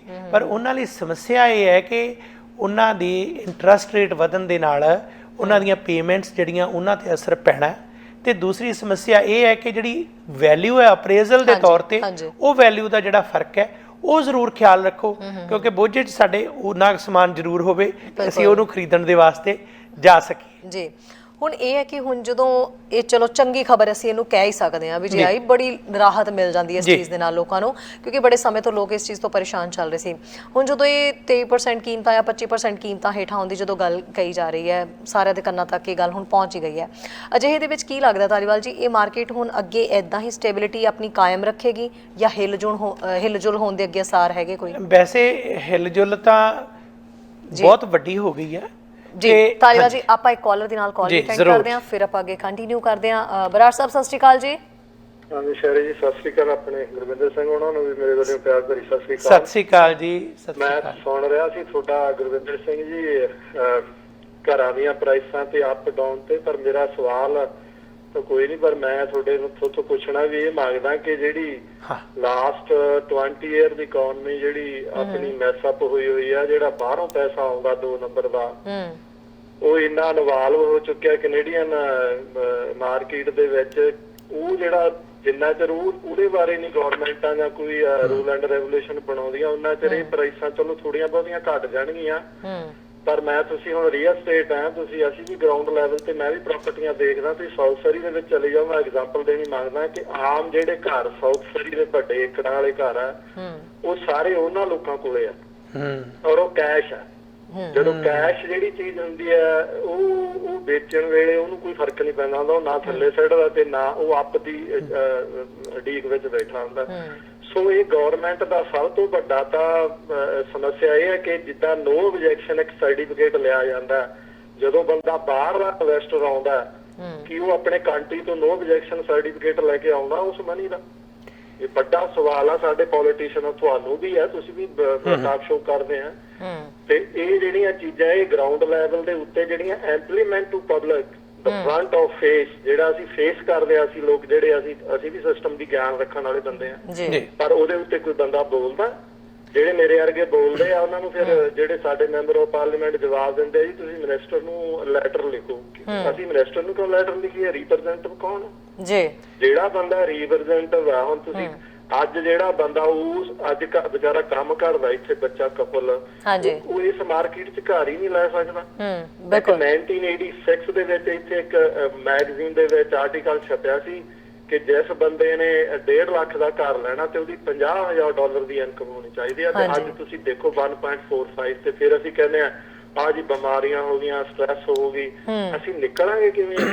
ਹੁਣ ਵੀ ਨਹੀਂ ਹੋਣੀ ਉਹ ਚੀਜ਼। ਹੁਣ ਤੁਸੀਂ ਦੂਜੇ ਪਾਸੇ ਦੇਖੋ, ਇਹ ਇਕਨੋਮਿਕਸ ਦਾ ਪਾਰਟ ਹੈ। ਜਿਹੜੀ ਹੁਣ ਮਹਿੰਗਾਈ ਵਧੀ ਹੈ, ਕਿਉਂ ਵਧੀ ਹੈ? ਕਿ ਉਹ ਜਿਹੜੀ 2 ਨੰਬਰ ਦੀ ਮਨੀ ਲਾਂਡਰੀ ਹੋਈ ਮਾਰਕੀਟ ਦੇ ਵਿੱਚ ਫਿਰਦੀ ਹੈ। ਅਸੀਂ ਤਾਂ ਥੱਲੜੀਆਂ ਵਿੰਡੋਆਂ ਹੀ ਖੋਲੀ ਜਾਂਦੇ ਆ ਤੇ ਤਾਰਿਆਂ ਦਾ ਤਾਂ ਸਾਨੂੰ ਪਤਾ ਨਹੀਂ ਵੀ ਆਉਣ ਵਾਲੇ 10 ਸਾਲਾਂ 'ਚ ਕੀ ਹੋਣਾ ਜੀ। ਅਸੀਂ ਘਰਾਂ ਦੀ ਪ੍ਰਾਈਸ ਦੀ ਵੇੜ 'ਚ ਬੈਠਿਆ ਤੇ 10 ਸਾਲਾਂ 'ਚ ਜਿਹੜੇ ਹੋਰ ਪੜਾਕੇ ਪੈਣੇ ਆ ਸਾਡੇ ਹੈਲਥਾਂ ਦੇ ਤੇ ਹੋਰ ਸਟ੍ਰੈਸ ਤਾਂ ਦੇਖੋ ਬੱਚਿਆਂ ਨੂੰ, ਜਿਨ੍ਹਾਂ ਦੇ ਬੱਚੇ ਵੱਡੇ ਹੋਏ ਆ ਉਹਨਾਂ ਨੂੰ ਸਟ੍ਰੈਸ ਕਿੰਨੀ ਹੈ, ਕਿਉਂਕਿ ਉਹ ਤਾਂ ਕੁਆਲੀਫਾਈ ਵੀ ਨਹੀਂ ਕਰਦੇ। ਤੁਸੀਂ ਰੀਅਲ ਸਟੇਟਾਂ ਦੇਖੋ, RNRs ਕਿੰਨੇ ਪੈਸੇ ਬਣਾਉਂਦੀ ਆ, ਕਈ ਵਾਰੀ ਕਈ ਪ੍ਰਾਪਰਟੀਆਂ 'ਚ ਬੈਂਕ ਉਹਨਾਂ ਨੂੰ ਵੀ ਜਵਾਬ ਦੇ ਦਿੰਦੀ ਹੈ ਕਿਉਂਕਿ ਉਹ ਜਿਹੜੀ 2 ਨੰਬਰ ਦੀ ਮਨੀ ਆ ਉਹਦੇ ਨਾਲ ਕਿਵੇਂ ਲੜਾਈ ਲੜਾਂਗੇ? ਇਹ ਗਵਰਨਮੈਂਟ ਦਾ ਸਭ ਤੋਂ ਪਹਿਲਾ ਫਰਜ਼ ਬਣਦਾ ਹੈ ਕਿ ਕੋਈ ਵੀ ਬੰਦਾ ਜਿਹੜਾ ਬਾਹਰੋਂ ਆਉਂਦਾ ਉਹ ਆਪਣੀ ਮਨੀ ਦਾ ਨੋ ਆਬਜੈਕਸ਼ਨ ਸਰਟੀਫਿਕੇਟ ਦੇ ਕੇ ਇੱਥੇ ਇਨਵੈਸਟ ਕਰੇ। ਕਮ ਸੇ ਕਮ ਸਾਨੂੰ ਪਤਾ ਤਾਂ ਲੱਗੇ ਗਵਰਨਮੈਂਟ ਨੂੰ ਵੀ ਬੰਦਾ ਕਿਵੇਂ ਪੈਸੇ, ਜਿਹੜਾ ਬੰਦਾ ਉੱਥੋਂ ਹੁਣ ਫਰਜ਼ ਕੀਤਾ ਪੰਜਾਬ 'ਚ ਕੋਈ ISI ਅਫਸਰ ਹੈ, ਕੋਈ ਬੰਦਾ ਉਹ 10-20 ਕਰੋੜ, ਹੁਣ ਇੱਥੇ ਮੈਂ ਲਾਸਟ ਵੀਕ ਐਸਪੋਰਟ ਬੈਠਾ ਸੀ, ਉਹ ਬੰਦਾ ਮਨੀ ਮੇਤੇ ਜਨਾਲਾ ਕਹਿੰਦਾ ਜੀ ਤੁਸੀਂ 5 ਲੱਖ ਪਿੱਛੇ ਰੋਈ ਜਾਂਦੇ, ਸਾਡਾ ਅਸੀਂ ਤਾਂ 10 ਕਰੋੜ ਵਾਲਾ ਬੰਦਾ ਲੱਭਦੇ ਆ। ਸਾਡੇ ਕੋਲ ਆਉਂਦੇ ਹੁਣ 10 ਕਰੋੜ ਦੇ ਨਾਲ $2 ਮਿਲੀਅਨ ਬਣ ਜਾ ਤੇ ਉਹਦੇ ਨਾਲ ਮੇਰੇ ਵਰਗਾ ਕੰਮ ਕਰਨਾ ਕੰਪੀਟੀਟ ਕਰੂ ਉਹਨੂੰ ਜੀ। ਬਹੁਤ ਨੁਕਤੇ ਵਾਲੀਆਂ ਗੱਲਾਂ ਇਹਨਾਂ ਦੀਆਂ ਤੇ ਗੁਰਵਿੰਦਰ ਸਿੰਘ ਜੀ ਬੋਲ ਕੇ ਜਾਓ ਤੁਸੀਂ ਬਿਲਕੁਲ ਰੱਖਣ ਵਾਲੇ ਬੰਦੇ ਆ ਜੀ। ਬਰਾੜ ਸਾਹਿਬ ਥੈਂਕ ਯੂ ਸੋ ਮਚ ਜੀ। ਇੱਕ ਹੋਰ ਕਾਲਰ ਦਾ ਸਵਾਲ ਨਾਲ ਲੈਣੇ। ਸਤਿ ਸ਼੍ਰੀ ਅਕਾਲ ਜੀ। ਹਾਂਜੀ, ਸਤਿ ਸ਼੍ਰੀ ਅਕਾਲ ਜੀ ਤੇ ਸਤਿ ਸ਼੍ਰੀ ਅਕਾਲ ਡਾਕਟਰ ਸਾਹਿਬ ਨੂੰ। ਜੀ ਸਤਿ ਸਤਿ ਸ਼੍ਰੀ ਸ਼੍ਰੀ ਅਕਾਲ ਅਕਾਲ ਜੀ। ਹਾਂਜੀ, ਪਹਿਲਾਂ ਤਾਂ ਮੈਂ ਤੁਹਾਡਾ ਧੰਨਵਾਦ ਕਰਦਾ ਧਾਰੀਵਾਲ ਸਾਹਿਬ ਕਿ ਤੁਸੀਂ ਬੜਾ ਓਨੈਸਟਲੀ ਓਪੀਨੀਅਨ ਦੇ ਰਹੇ ਐਜ਼ ਏ ਰੀਅਲਟਰ ਹੁੰਦੇ ਹੋਏ ਵੀ ਮਿਹਰਬਾਨੀ। ਇਸ ਚੀਜ਼ ਨੂੰ ਮੰਨਿਆ ਕਿ ਜਿਹੜੀ ਮਾਰਕੀਟ ਹੈਗੀ ਹੈ ਪ੍ਰਾਈਸ ਵਾਈਜ਼ 23 to 25% ਗਿਰ ਚੁੱਕੀ ਹੈ ਜੀ ਜੀ ਓਵਰਹਾਲ। ਔਰ ਤੁਸੀਂ ਇਸ ਚੀਜ਼ ਨੂੰ ਵੀ ਮੰਨਿਆ ਕਿ ਜਿਹੜੇ ਏਰੀਏ ਜ਼ਿਆਦਾ ਅਗਰੈਸਿਵ ਸੀਗੇ ਵੈਨਕੂਵਰ ਦਾ ਏਰੀਆ ਤੇ ਜਿਹਨੂੰ GTA ਕਹਿ ਦਿੰਦੇ ਆ, ਗ੍ਰੇਟਰ ਟੋਰਾਂਟੋ ਏਰੀਆ, ਉੱਥੇ ਘਰਾਂ ਦੀ ਕੀਮਤਾਂ ਡੀਟੈਚ ਦੀਆਂ ਜਿਹੜੀਆਂ ਤਕਰੀਬਨ 4 ਤੋਂ 5 ਲੱਖ ਥੱਲੇ ਆਈਆਂ ਨੇ। ਅਜੇ ਲੋਕ ਮੰਨਣ ਨੂੰ ਤਿਆਰ ਨਹੀਂ ਗੇ, ਪਰ ਇਹ ਸੱਚਾਈ ਹੈਗੀ ਆ। ਤਾਂ ਸਭ ਤੋਂ ਵੱਡੀ ਹੈਰਾਨੀ ਦੀ ਗੱਲ ਇਹ ਹੈਗੀ ਕਿ ਅਮਰੀਕਾ ਦੇ ਅੰਦਰ ਜਿਹੜਾ ਹਾਲਾਤ ਬਣਦੇ ਜਾ ਰਹੇ ਨੇ, ਜਿਵੇਂ ਸ਼ੈਟਲ ਦੀ ਮਾਰਕੀਟ 11% ਪਿਛਲੇ ਮਹੀਨੇ ਗਿਰੀ ਹੈ, ਤਕਰੀਬਨ ਜਿੱਥੇ ਘਰ 5 ਤੋਂ ਲੈ ਕੇ 7 ਲੱਖ ਦਾ ਹੈਗਾ ਉੱਥੇ 1,11,000 ਦੀ ਕਰੈਕਸ਼ਨ ਹੋਈ ਹੈ।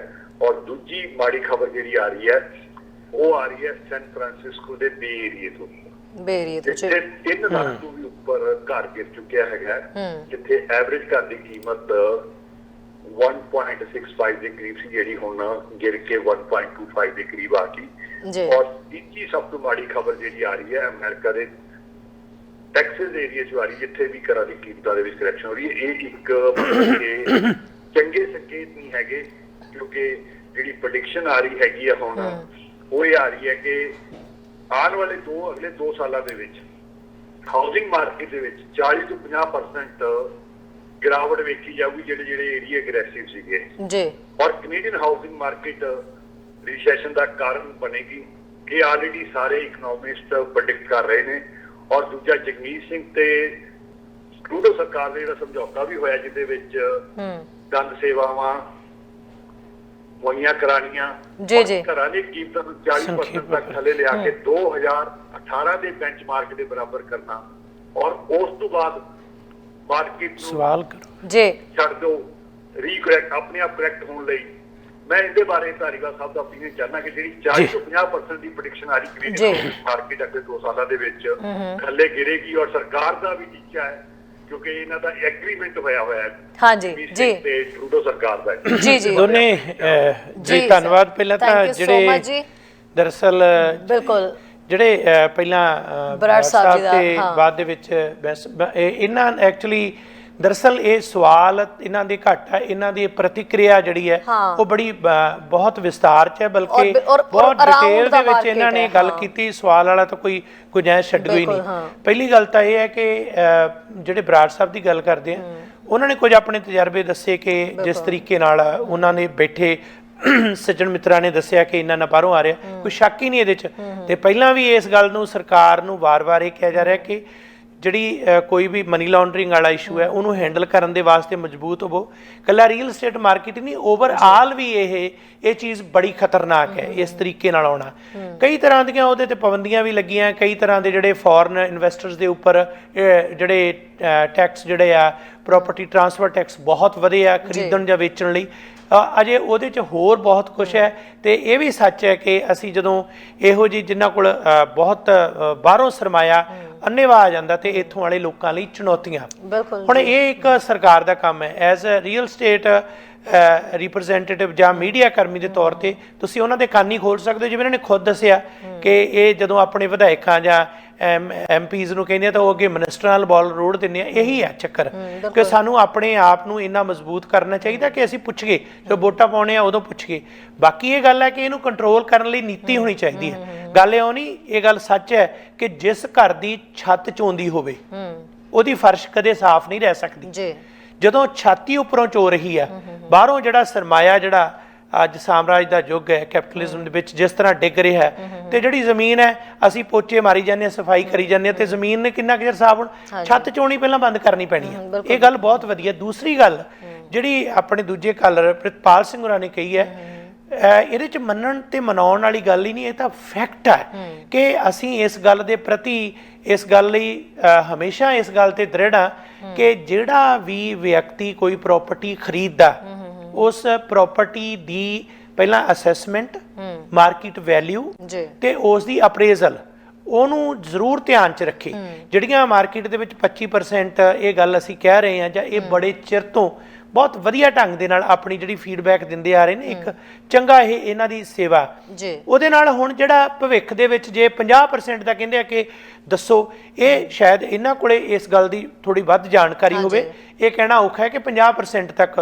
ਕੱਲ ਨੂੰ ਜਿਹੜੀ ਗੱਲ ਹੈ, ਜਿਸ ਕਿਸਮ ਦਾ ਜਿਹੜਾ ਅਸੀਂ ਇਹ ਇੱਕ ਵਾਰਤਾਲਾਪ ਕਰ ਰਹੇ ਹਾਂ ਅੱਜ, ਜੋ ਅਸੀਂ ਗੱਲ ਕਹੀਏ ਕਿ ਸਾਡੇ ਕੋਲ ਉਹਦੇ ਤੱਥ ਵੀ ਹੋਣੇ ਚਾਹੀਦੇ ਆ। ਸੋ ਮੈਂ ਇਸ ਗੱਲ ਦੇ ਨਾਲ ਇਉਂ ਨਹੀਂ ਸਹਿਮਤ ਕਿ 50% ਮੈਂ ਕਹਿ ਦਿਆਂ, ਪਰ ਇਹ ਗੱਲ ਤਾਂ ਸੱਚ ਹੈ ਕਿ ਜੋ ਮਾਰਕੀਟ ਦੇ ਵਿੱਚ ਹੁਣ ਇਸ ਵੇਲੇ ਮਾਹੌਲ ਹੈ, ਜੇ ਅੱਜ ਦੀ ਤਰੀਕ ਦੇ ਵਿੱਚ ਜਿਹੜਾ ਵਿਅਕਤੀ ਪ੍ਰਾਪਰਟੀ ਜਿਹਨੇ ਲੈਣੀ ਹੀ ਲੈਣੀ ਹੈ ਉਹ ਕੁਆਲੀਫਾਈ ਹੁੰਦਾ ਹੈ, ਉਹਦੀ ਅਪਰੇਜ਼ਲ ਠੀਕ ਹੁੰਦੀ ਹੈ, ਉਹ ਸਬਜੈਕਟ ਪਾਉਂਦਾ ਹੈ, ਤੇ ਅਸੀਂ ਕਹੀਏ ਨਹੀਂ ਵੀ ਤੂੰ ਹੁਣ ਵੀ ਨਾ ਲੈ, ਬਿਲਕੁਲ ਤੂੰ ਆਉਂਦੇ ਸਮੇਂ ਦੇਖ, ਮਾਰਕੀਟ ਖਤਮ ਹੋ ਜਾਏਗੀ, ਕਲੈਪਸ ਹੋ ਜਾਏਗੀ, ਸਾਰੇ ਪਾਸੇ ਜਿਹੜਾ ਇਨਫਲੇਸ਼ਨ ਤੇ ਜਿਹੜਾ ਓਵਰਆਲ ਹੈ, ਉਸ ਤੋਂ ਬਾਅਦ ਇੱਕ ਰਿਸੈਸ਼ਨ ਦਾ ਪੀਰੀਅਡ ਆ ਜਾਏਗਾ, ਤੇ ਉਸ ਦੌਰਾਨ ਤਾਂ ਉਹ ਫਿਰ ਵੀ ਸੰਭਵ ਨਹੀਂ ਹੋ ਸਕਦਾ। ਸੋ ਮੈਂ ਇਹੀ ਕਹਿਣਾ ਹੁੰਦਾ ਵੀ ਪ੍ਰਾਪਰਟੀ ਖਰੀਦਣੀ ਹੈ, ਚਾਦਰ ਦੇਖ ਕੇ ਪੈਰ ਪਸਾਰੀਏ, ਕੀਮਤਾਂ ਦੀ ਅਪਰੇਜ਼ਲ ਦੇਖੀਏ ਤੇ ਉਸ ਲੈਵਲ ਤੇ ਪ੍ਰਾਪਰਟੀ ਦੀ ਵੈਲਿਊ ਪਾਈਏ ਜਿਹੜੀ ਕਿ ਅਸੀਂ ਇਸ ਪੱਧਰ ਤੇ ਸੋਚ ਸਕੀਏ ਕਿ ਅਫੋਰਡ ਕਰ ਸਕਦੇ ਹਾਂ। ਕੱਲ ਨੂੰ ਪੇਮੈਂਟਸ ਨਹੀਂ ਦਿੱਤੀਆਂ ਜਾਂਦੀਆਂ, ਫਿਰ ਕੀ ਕਰਾਂਗੇ? ਸੋ ਇਸ ਗੱਲ ਨੂੰ ਸਾਰੇ ਪਾਸੇ ਨੂੰ ਦੇਖਣਾ ਪੈਣਾ। ਕੱਲਾ ਇਹਦੇ 'ਚ ਇਹ ਹੀ ਨਹੀਂਗਾ, ਕਈ ਹੋਰ ਤੱਤ ਵੀ ਨੇ, ਜਿਵੇਂ ਪਿੱਛੇ ਇਸ਼ਾਰਾ ਕੀਤਾ ਹੈਲਥ ਕੇਅਰ ਦੀਆਂ ਸੇਵਾਵਾਂ ਵੀ, ਉਹ ਚੁਣੌਤੀ ਹੈ, ਉਹ ਕਿਤੇ ਛੋਟੀ ਗੱਲ ਹੈ। ਫਿਰ ਇਹੋ ਜਿਹੇ ਜਿਹੜੇ ਹੋਰ ਰੋਜ਼ਾਨਾ ਜ਼ਿੰਦਗੀ ਦੇ ਜੇ ਅਸਰ ਹੋ ਰਹੇ ਨੇ, ਸੋ ਮਾਰਕੀਟ ਦੇ ਨਾਲ ਨਾਲ ਸਾਰੇ ਹੀ ਫੈਕਟਰ ਨੇ ਜਿਹੜੇ ਅੱਜ ਦੇ ਜਨ ਸੁਧਾਰ ਨੂੰ ਪ੍ਰਭਾਵਿਤ ਕਰ ਰਹੇ ਨੇ। ਤੇ ਇਸੇ ਤਰੀਕੇ ਨਾਲ ਸਾਨੂੰ ਚਾਹੀਦਾ, ਤੇ ਵਧੀਆ ਗੱਲ ਹੈ, ਮੈਨੂੰ ਖੁਸ਼ੀ ਹੈ ਕਿ ਜਿੰਨਾ ਉਤਸ਼ਾਹ ਜਿਹੜਾ ਸਰੋਤਿਆਂ ਦੇ ਵਿੱਚ ਹੈ ਜਾਂ ਇਹਨਾਂ ਸਾਰੇ ਦਰਸ਼ਕਾਂ ਦੇ ਵਿੱਚ ਹੈ, ਉਹ ਚੰਗੀ ਗੱਲ ਹੈ। ਪਰ ਨਾਲ ਪੰਜਾਬੀ ਦੀ ਮੈਂ ਜ਼ਰੂਰ ਗੱਲ ਕਹਾਂਗਾ, ਕਈ ਵਾਰੀ ਅਸੀਂ ਕਹਿ ਦਿੰਦੇ ਹਾਂ ਮੈਂ ਮੰਗਦਾ ਦੀ ਥਾਂ ਚਾਹੁੰਦਾ ਕਹਿ ਦਿਆ ਕਰ। ਐਂਡ ਸੈਕੰਡ ਥਿੰਗ ਸੀਗੀ ਕਿ ਇੱਕ ਜਿਹੜੇ ਦੂਜੇ ਕਾਲਰ ਸੀ ਉਹਨਾਂ ਨੇ ਤਾਂ ਅਮਰੀਕਾ ਦੀ ਮਾਰਕੀਟ ਦਾ ਵੀ ਹਵਾਲਾ ਦਿੱਤਾ। ਸੋ ਕਿਤੇ ਨਾ ਕਿਤੇ ਉਹਨਾਂ ਬਾਰੇ ਵੀ ਮੈਂ ਜਾਣਨਾ ਚਾਹਾਂਗੀ, ਜਿਹੜੇ ਦੂਜੇ ਕਾਲਰਸ ਨੇ ਜਿਸ ਤਰੀਕੇ ਨਾਲ ਉਹਨਾਂ ਨੇ ਉੱਥੋਂ ਦੀ ਮਾਰਕੀਟ ਨੂੰ ਵੀ ਐਕਸਪਲੇਨ ਕੀਤਾ ਵੀ ਉੱਥੋਂ ਦੇ ਵੀ ਜੋ ਹਾਲਾਤ ਨਜ਼ਰ ਆ ਰਹੇ ਨੇ, ਕਿਤੇ ਨਾ ਕਿਤੇ ਉਹਦਾ ਅਸਰ ਪੈਂਦਾ ਹੈ। ਯਕੀਨਨ ਤੌਰ ਤੇ ਜੀ, ਜਦੋਂ ਗੁਆਂਢ ਦੇ ਵਿੱਚ ਜਿਹੜਾ ਹੋਇਆ, ਪਾੜੋਸੀ ਕੇ ਜੋ ਹੁਆ ਆਪਣੇ ਵੀ ਜਾਨ, ਸਾਡੇ ਤਾਂ ਉਹ ਅਸਰ ਤਾਂ ਪੈਂਦਾ ਹੀ ਹੈ। ਪਰ ਇਹਦੇ ਬਾਵਜੂਦ ਇੱਕ ਗੱਲ ਜ਼ਰੂਰ ਹੈ, ਅਮਰੀਕਾ ਦੇ ਵਿੱਚ ਬਹੁਤ ਵਾਰ ਇਸ ਤਰ੍ਹਾਂ ਦਾ ਜਿਹੜਾ ਲਗਾਤਾਰ ਰੁਝਾਨ ਚੱਲਿਆ ਵੀ ਹੈ। ਕੈਨੇਡਾ ਵਾਲੇ ਪਹਿਲਾਂ ਬੜੇ ਸੰਭਲ ਕੇ ਆਪਣੇ ਆਪ ਨੂੰ ਕੰਟਰੋਲ ਕਰਦੇ ਰਹੇ, ਪਰ ਪਿਛਲੀ ਵਾਰ ਜਿਹੜੀ ਗਲਤੀ ਕੀਤੀ ਹੈ ਇਹਨਾਂ ਨੇ ਕਿ ਆਹ ਜਿਹੜਾ ਹੁਣ ਜੋ ਕੱਟ ਲਾ ਰਹੇ ਨੇ ਜਾਂ ਇੰਟਰਸਟ ਰੇਟ ਵਧਾ ਰਹੇ ਨੇ, ਪਿਛਲੇ ਸਾਲ ਕਿਉਂ ਨਹੀਂ ਵਧਾਏ? ਪਿਛਲੇ ਸਾਲ ਇਹਨਾਂ ਨੂੰ ਸੁਲਝੇ ਹੋਏ ਵਿਅਕਤੀ, ਇਹੋ ਜਿਹੇ ਸੱਜਣ ਜਿਹੜੇ ਗੱਲ ਕਰ ਰਹੇ, ਬਾਰ-ਬਾਰ ਕਹਿੰਦੇ ਰਹੇ, ਅਸੀਂ ਖੁਦ ਵੀ ਇਸ ਗੱਲ ਨੂੰ ਐਕਸਪਲੇਨ ਕਰਦੇ ਰਹੇ ਮੀਡੀਆ ਰਾਹੀਂ ਵੀ ਹੁਣ ਜਿਹੜੇ ਹੈ ਇੰਟਰਸਟ ਰੇਟ ਜਿਹੜੇ ਆ ਇਹਨਾਂ ਦੇ ਰਾਹੀਂ ਮਾਰਕੀਟ ਕੰਟਰੋਲ ਹੋਵੇ। ਪਰ ਜਦੋਂ ਇੱਕ ਆਫਰ ਦੇ ਇੱਕ ਪ੍ਰਾਪਰਟੀ ਤੇ 10-10 20 ਆਫਰਸ ਤੇ 2.5 ਲੱਖ ਦੀਆਂ ਉੱਪਰ ਜਾਣੀਆਂ, ਤਾਂ ਫਿਰ ਉਸ ਵੇਲੇ ਸੈਲਰ ਨੂੰ ਕੀ ਮਾੜਾ? ਸੈਲਰ ਤਾਂ ਪਰੇ ਹੋਇਆ। ਹੁਣ ਸਮੱਸਿਆ ਕਿਹਦੇ ਲਈ ਹੈ? ਖਰੀਦਦਾਰ ਲਈ। ਸੋ ਖਰੀਦਦਾਰ ਦੇ ਵਾਸਤੇ ਵੀ ਜਿਨ੍ਹਾਂ ਲੋਕਾਂ ਨੇ ਇਸ ਤਰ੍ਹਾਂ ਅੰਨ੍ਹੇਵਾਹ ਇਸ ਤਰ੍ਹਾਂ ਕੀਤਾ, ਉਹਨਾਂ ਦੇ ਨਤੀਜੇ ਭੁਗਤ ਰਹੇ ਨੇ। ਜਿਨ੍ਹਾਂ ਨੇ ਲੰਮੇ ਸਮੇਂ ਮਾਰਕੀਟ 'ਚ ਵੀ ਰਹਿਣਾ, ਉਹਨਾਂ ਲਈ ਵੀ ਇਹ ਜ਼ਰੂਰੀ ਹੈ ਕਿ ਉਹ ਪਹਿਲਾਂ ਇਸ ਗੱਲ ਨੂੰ ਘੋਖਣ। ਕਾਹਲੀ ਦੇ ਵਿੱਚ ਸਿਰਫ ਇਹ ਆ ਕਿ ਬਈ ਇੱਕ ਵਾਰ ਲਾਗੀਆਂ ਵਾਲੀ ਗੱਲ ਬਈ ਲਾਗ ਲੈਣਾ, ਤੇ ਇਹ ਗੱਲ ਨਾ ਹੋਵੇ ਸਾਨੂੰ। ਅਸੀਂ ਇਸ ਗੱਲ ਲਈ ਜ਼ਿੰਮੇਵਾਰ ਵੀ ਹੋਈਏ ਕਿ ਲੰਮੇ ਸਮੇਂ 'ਚ ਮਾਰਕੀਟ 'ਚ ਰਹਿਣਾ। ਤੁਹਾਨੂੰ ਕੱਲ ਨੂੰ ਫਿਰ ਉਹ ਪੁੱਛਣਗੇ, ਜਵਾਬ ਦੇ। ਜਦੋਂ ਤੁਸੀਂ ਰੈਲਟਰ ਨੂੰ ਵੀ ਆਪਣੇ ਨਾਲ ਜੋੜਦੇ ਹੋ ਜਾਂ ਉਹਦੇ ਨਾਲ ਜ਼ਿੰਮੇਵਾਰੀ ਨਾਲ ਚੱਲਦੇ ਹੋ, ਪਹਿਲਾਂ ਦੇਖੋ ਕਿ ਉਹ ਕਿੰਨਾ ਕੁ ਜਿਹੜਾ ਇਸ ਗੱਲ ਲਈ ਸਮਝ ਰੱਖਦਾ ਤੇ ਕਿੰਨਾ ਕੁ ਸਮਾਂ ਚੱਲ ਸਕਦਾ ਹੈ। ਇਉਂ ਤਾਂ ਨਹੀਂ ਵੀ ਇੱਕ ਵਾਰੀ ਚਿਹਰਾ ਦਿਖਾਇਆ ਤੇ ਮੁੜ ਕੇ ਮਾਰਕੀਟ ਤੱਤੀ ਹੈ, ਅਸੀਂ ਆਏ ਠੰਡੀ ਹੈ ਮਾਰਕੀਟ, ਬਾਹਰ ਚਲੇ ਗਏ। ਨਹੀਂ, ਇਹਦੇ ਲਈ ਸਾਡੀ ਜ਼ਿੰਮੇਵਾਰੀ ਬਹੁਤ ਬਣਦੀ ਹੈ, ਤੇ ਇਸ ਲਈ ਖਰੀਦਦਾਰਾਂ ਨੂੰ ਸੁਚੇਤ ਹੋਣਾ ਬੜਾ ਜ਼ਰੂਰੀ ਹੈ। ਤੇ ਜਦੋਂ ਇਹੋ ਜਿਹੇ ਸਾਡੇ ਜਿਹੜੇ ਸੂਝਵਾਨ ਸਰੋਤੇ ਦਰਸ਼ਕ ਆਪਣੇ ਵਿਚਾਰ ਦਿੰਦੇ ਆ, ਤਾਂ ਉਹ ਫਰਕ ਪੈਂਦਾ। ਹੁਣ ਜਿਨ੍ਹਾਂ ਨੇ ਹਾਈ ਪ੍ਰਾਈਸ ਦੇ ਉੱਤੇ ਆਲਰੇਡੀ ਲੈ ਲਏ ਹੋਏ ਘਰ, ਉਹਨਾਂ ਲਈ ਕੀ ਸੋਲੂਸ਼ਨ ਹੈ? ਉਹਨਾਂ ਦਾ ਤਾਂ ਹੁਣ ਸੋਲੂਸ਼ਨ ਤਾਂ ਇਹ ਹੈ, ਜਿਨ੍ਹਾਂ ਤੇ ਲੈ ਲਏ ਉਹ ਤਾਂ ਹੁਣ ਸੋਲੂਸ਼ਨ ਉਹੀ ਹੈ, ਜਾਂ ਉਹਨਾਂ ਨੂੰ ਦਬਾਉਣ ਵਾਲੇ ਜਾਣਦੇ ਜਾਂ ਉਹ। ਪਰ ਹੁਣ ਉਹਨਾਂ ਨੂੰ ਇੱਕੋ ਹੀ ਆ ਕਿ ਹੁਣ ਠਰੰਮੇ ਦੇ ਨਾਲ, ਬਿਨਾਂ ਕਿਸੇ ਘਬਰਾਹਟ ਦੇ ਕੋਸ਼ਿਸ਼ ਕਰੋ ਕਿ ਇਹ ਆਪਣੇ ਜੇ ਇੰਟਰਸਟ ਰੇਟ ਤਾਂ ਹੁਣ ਵੱਧ ਰਹੇ ਆ, ਖਰੀਦਦਾਰ ਨਹੀਂ ਮਿਲ ਰਹੇ, ਜੇ ਤੁਸੀਂ ਰਹਿਣਾ ਹੀ ਆ ਉਸ ਘਰ ਦੇ ਵਿੱਚ ਹੁਣ ਤੇ ਵੇਚਣਾ ਨਹੀਂ ਆ, ਫਿਰ ਆਪਣਾ ਪ੍ਰਬੰਧ ਕਰੋ, ਉਸ ਨੂੰ ਹੈਂਡਲ ਤਾਂ ਕਰਨਾ ਹੀ ਪੈਣਾ। ਜੇ ਹੁਣ ਕੋਈ ਉਹਨਾਂ ਨੂੰ ਸੁਝਾਅ ਦਿੰਦਾ ਵੀ ਤੁਸੀਂ ਇਉਂ ਕਰੋ, ਸੁੱਟ ਕੇ ਵੇਚ ਕੇ ਤੁਰਦੇ ਬਣੋ, ਫਿਰ ਉਹ ਲੈਣਗੇ ਕੀ ਮੁੜ ਕੇ? ਗਲਤ ਐਡਵਾਈਸ ਜੇ ਅਸੀਂ ਕਰਦੇ ਆ, ਉਹ ਵੀ ਮਾੜੀ ਗੱਲ ਹੈ। ਇਹ ਇਸੇ ਕਰਕੇ ਕਹਿੰਦੇ ਆ ਵੀ ਪਹਿਲਾਂ ਜਿਹੜਾ ਜਦੋਂ ਤੁਸੀਂ ਕੁਝ ਕਰਦੇ ਹੋ ਉਹਦੇ ਲਈ ਵਿਚਾਰੋ।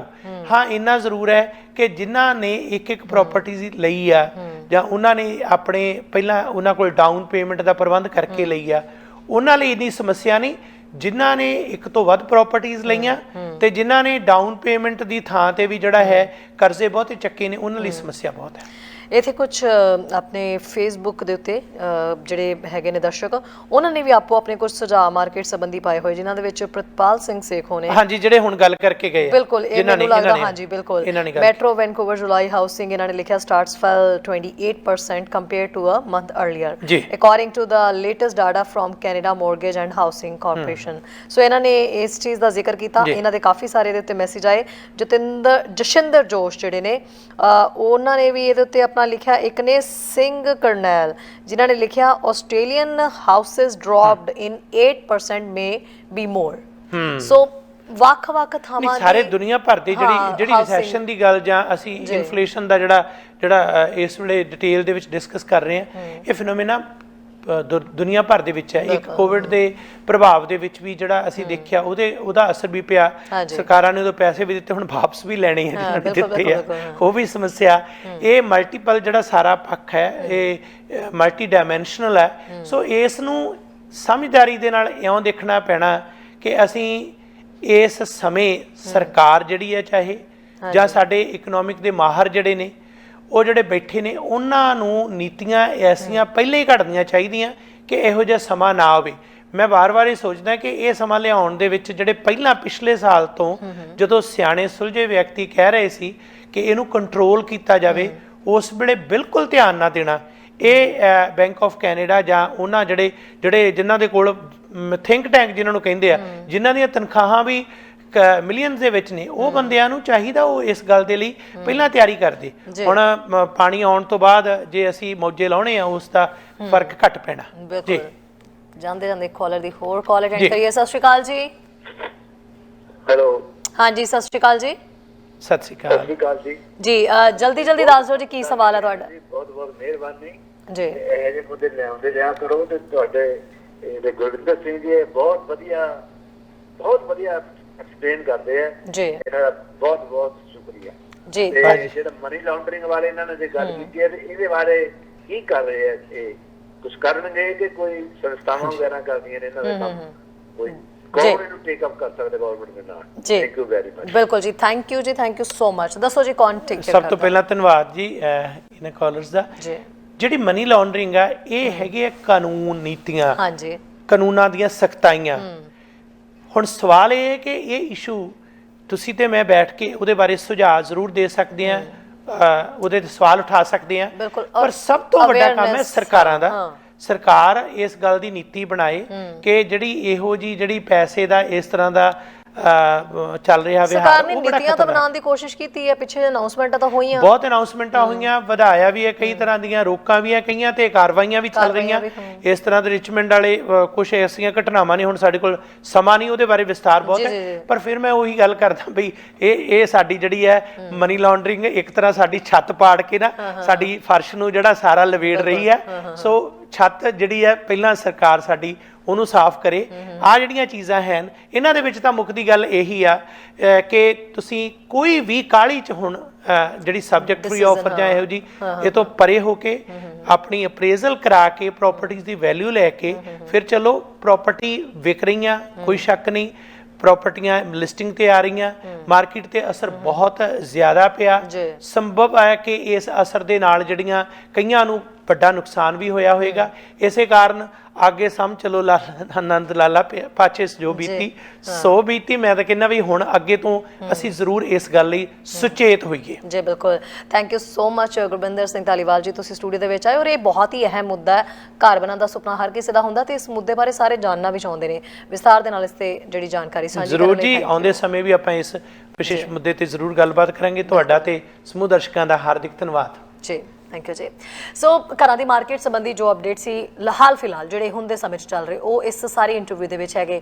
ਤੁਸੀਂ ਫਿਰ ਵੀ ਕੋਈ ਡਿਟੇਲ ਜਾਣਨਾ ਚਾਹੁੰਦੇ ਹੋ, ਕਈ ਇੰਟਰਵਿਊਜ਼ ਮਿਸ ਕਰ ਚੁੱਕੇ ਨੇ ਜਾਂ ਨਹੀਂ ਉਹਨਾਂ ਨੇ ਦੇਖੀ ਜਾਂ ਉਹ ਜਾਣਨਾ ਚਾਹੁੰਦੇ ਨੇ, ਚੈਨਲ ਪੰਜਾਬੀ ਦੀ ਫੇਸਬੁੱਕ ਪੇਜ ਦੇ ਉੱਤੇ ਜਾਓਗੇ। ਫੇਸਬੁੱਕ ਪੇਜ ਦੇ ਉੱਤੇ ਇਹ ਇੰਟਰਵਿਊ ਬਕਾਇਦਾ ਪਈ ਹੋਈ ਹੈ, ਉੱਥੇ ਤੁਸੀਂ ਇਸ ਇੰਟਰਵਿਊ ਨੂੰ ਕੱਢ ਕੇ ਬਾਰੀਕੀ ਦੀਆਂ ਹੋਰ ਜਿਹੜੀਆਂ ਗੱਲਾਂ ਨੇ ਉਹ ਸੁਣ ਸਕਦੇ ਹੋ। ਸਾਰੀ ਇਨਫੋਰਮੇਸ਼ਨ ਇਸ ਇੰਟਰਵਿਊ ਦੇ ਵਿੱਚ ਤੁਹਾਨੂੰ ਮਿਲ ਜਾਏਗੀ। ਸੋ ਬਾਕੀ ਇਹੀ ਕਹਾਂਗੇ ਕਿ ਸੁਚੇਤ ਰਹੋ, ਧਿਆਨ ਰੱਖੋ, ਅੱਗੇ ਮਾਰਕੀਟ ਦੇ ਅਕੋਰਡਿੰਗਲੀ ਜਿਹੜੀ ਹੈ ਜਿਵੇਂ ਜਿਵੇਂ ਮਾਰਕੀਟ ਚੱਲ ਰਹੀ ਉਵੇਂ ਉਵੇਂ ਤੁਸੀਂ ਚੱਲੋ। ਸਲਾਹ ਮਸ਼ਵਰੇ ਵਾਲੇ ਬਹੁਤ ਸਾਰੇ ਲੋਕ ਹੁੰਦੇ ਨੇ ਰੀਅਲਟਰਾਂ ਦੀ ਮਾਰਕੀਟ ਦੇ ਵਿੱਚ ਵੀ। ਸੋ ਉਹਨਾਂ ਨਾਲ ਵੀ ਤੁਸੀਂ ਜਿਹੜੀ ਹੈ ਰਾਏ ਆਪਣੀ ਸਾਂਝੀ ਕਰਕੇ ਆਪਣੇ ਘਰ ਬਣਾਉਣ ਦਾ ਸੁਪਨਾ ਜਿਹੜਾ ਹੈ ਉਹ ਸਾਕਾਰ ਕਰੋ, ਪਰ ਸਹੀ ਬਜਟ ਦੇ ਵਿੱਚ। ਇਜਾਜ਼ਤ ਦਿਓ, ਕੱਲ ਫਿਰ ਮਿਲਦੇ ਹਾਂ ਦ ਮਾਰਨਿੰਗ ਸ਼ੋਅ ਦੇ ਵਿੱਚ। ਸਤਿ ਸ਼੍ਰੀ ਅਕਾਲ।